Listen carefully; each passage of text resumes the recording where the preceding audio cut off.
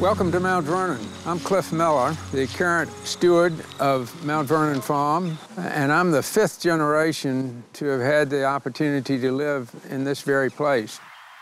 When my father died in 1998, it became my turn, and I left Richmond and came up here to live. Everybody okay?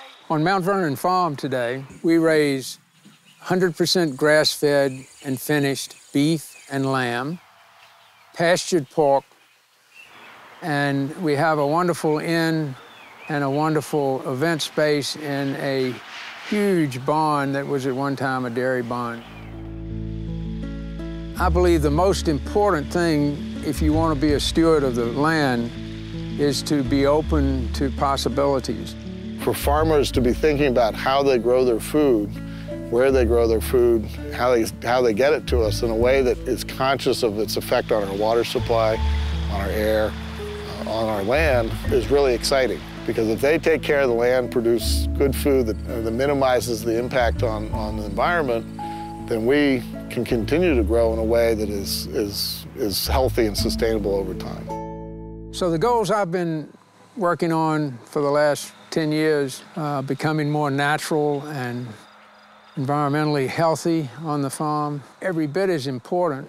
Find ways that we can attract very talented young farmers. They can find it a wonderful place to grow up and to have a lifelong occupation.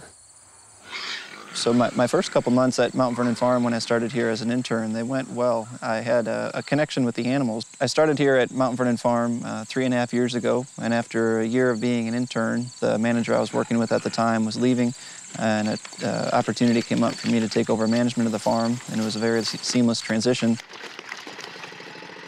There have been a few false starts, and it was just remarkable that Mike Peterson came along. The main difference with how we farm at Mount Vernon from a conventional cow-calf operation is in our grazing practices, so we're very strict in our rotation. We move the cows often by letting the cows get the best of what's there, leaving 40, 50, or 60% of it to feed the topsoil and act as carbon and litter on top of the pasture. Where our water retention is increased, our diversity in our soil is increased, and our diversity in our forage is also increased.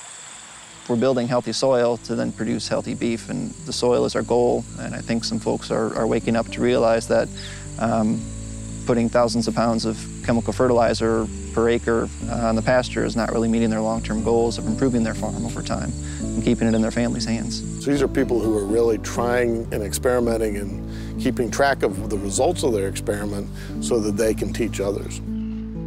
Our goal is to develop something so that Mike runs his own show and that he farms this land, and it wouldn't make any difference whether I was the owner of the land or my children were the owner of the land or their children were the owner of the land. It would be a sustainable situation for him and a sustainable situation for us.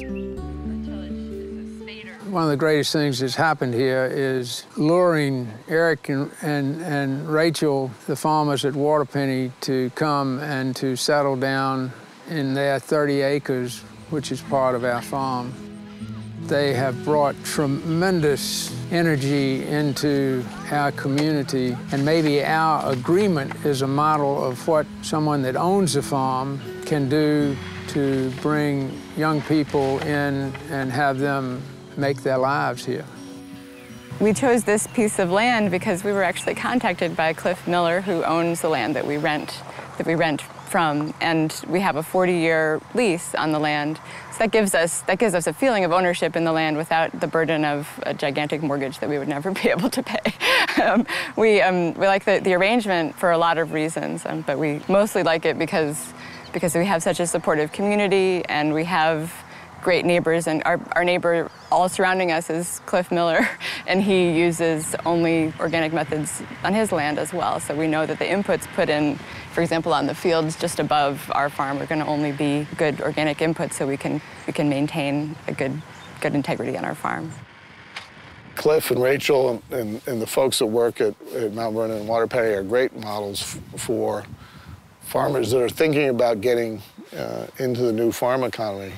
These are really innovative, entrepreneurial people. They're very economically driven, but they're also driven by the value they place in the land and the community and the culture that they're part of. Thank you, buddy. All right, good enough. When I think about the future of this region and the future of this farm, I hope that we continue to be much more natural in the way that we approach farming and living and eating, and I hope that we are somewhat of a example to other farms about how you might be able to go about doing that. I'm the 5th generation of Millers to live on this land, and the 7th generation's on the ground, and I hope that the 185 years that we have held the land to date will be duplicated by at least another 185 years.